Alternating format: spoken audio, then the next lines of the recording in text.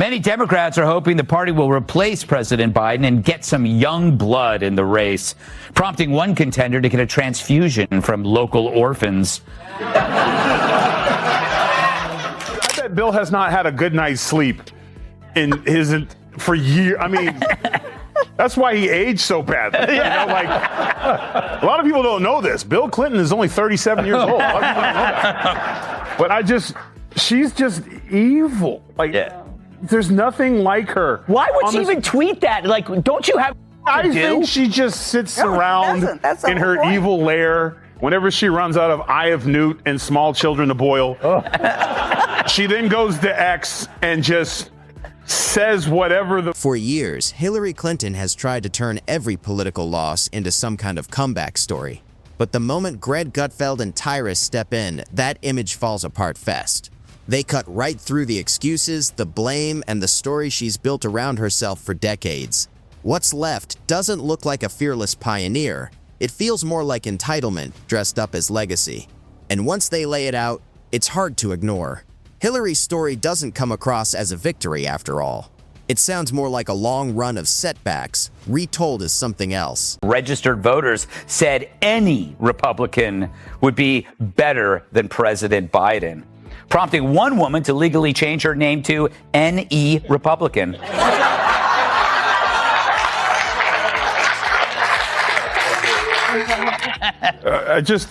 Every time she talks, you kind of get why Bill did what he did. You know what I'm saying? Like, like, it's kind of like, again, I don't condone, cheating, but no, that's your morning. Yeah.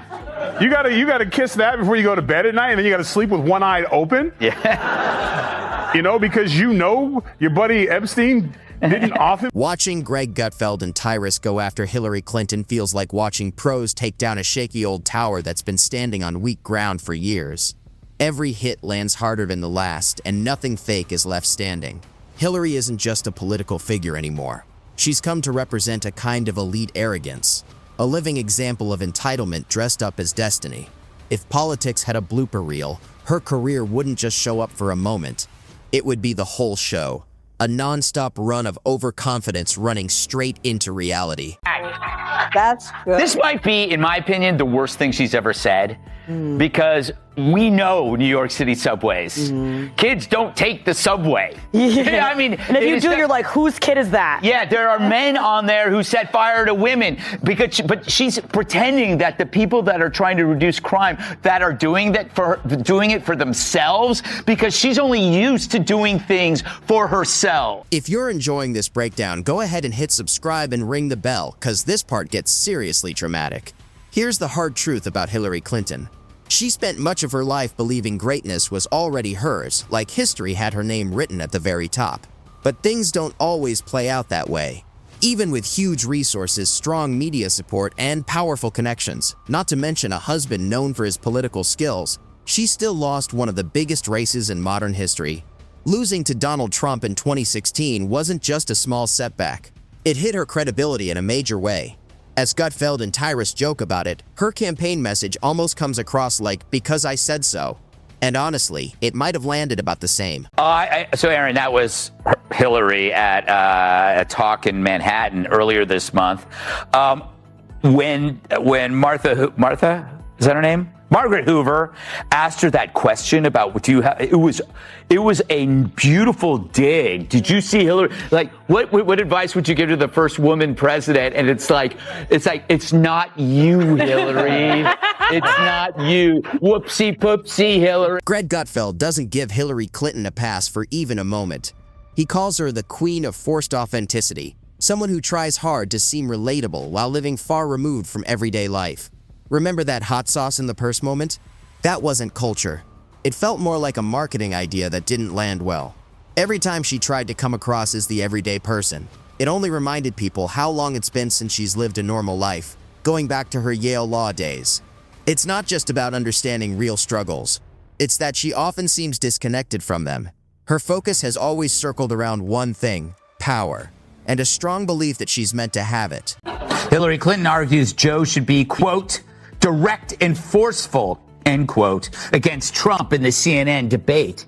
Yeah, direct and forceful, just like the noose I put around Epstein's neck. If I did it. Gutfeld compares Hillary Clinton to that fired coworker who still shows up to meetings like nothing ever happened. No matter how many times voters move on, she comes back with another book, another podcast, or an awkward Netflix appearance. It feels like she's stuck in her own rerun, unable to accept that the credits have already rolled on her political career. She comes across like a politician who won't admit the show is over, still waiting for applause long after the audience has left. The curtain fell years ago, but she's still hoping for an encore no one asked for. Hell no!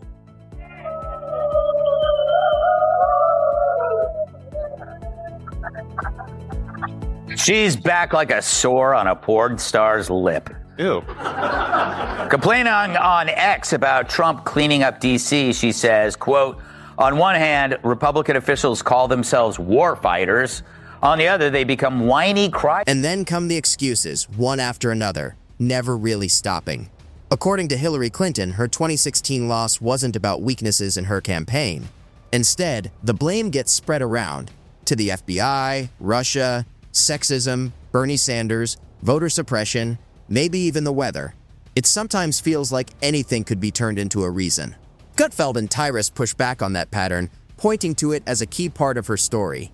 Each time things don't go her way, she seems to reshape the narrative. From a healthcare push to the Senate, from a tough primary loss to a role in diplomacy, and from losing to Trump to becoming a strong voice for women, the pattern stays the same. Take a setback, reframe it as strength, and hope people see it in a new light. President Joe Biden has advanced prostate cancer.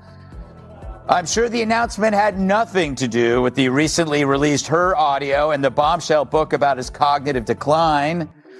Just like I think how Yoko Ono had nothing to do with the Beatles breaking up. Yeah, and that rash I got had nothing to do with my weekend at the Mustang Ranch. After hearing the news of Biden's cancer, Hillary Clinton posted, quote, wishing you a speedy recovery. And let me know if... But people still point to moments like Libya, where her reaction to Gaddafi has followed her ever since, tied to the lasting instability there.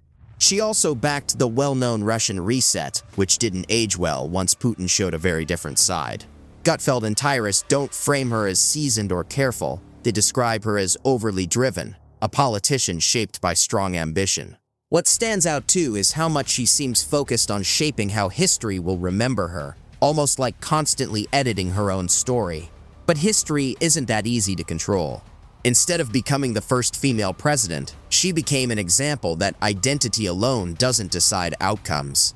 And instead of being seen only as an icon, she's often viewed as a reminder of how political entitlement can backfire. White House says no classified information was involved. There's still no word if they'll return to Joe Biden's preferred form of communication.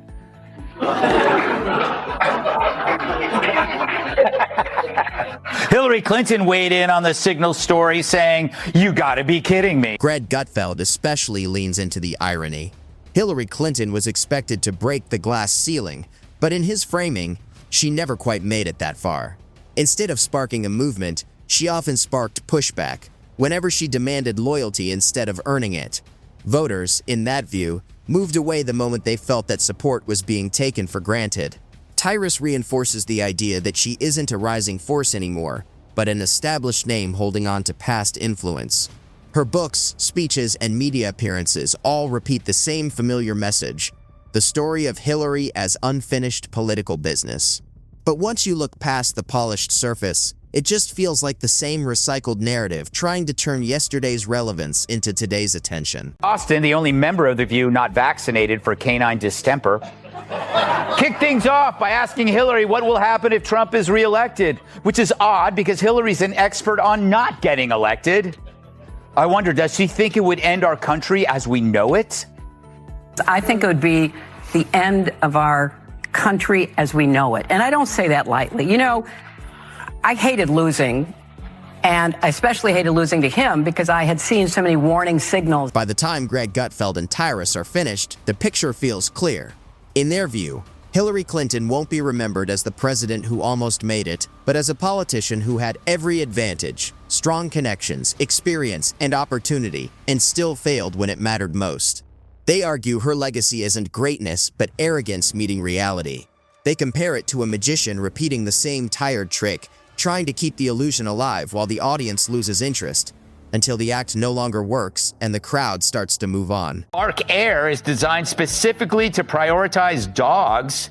The problem is they all want to fly with their heads out the window. Adorable, but dead. In Washington, D.C., the giant grocery chain has announced a ban on large bags.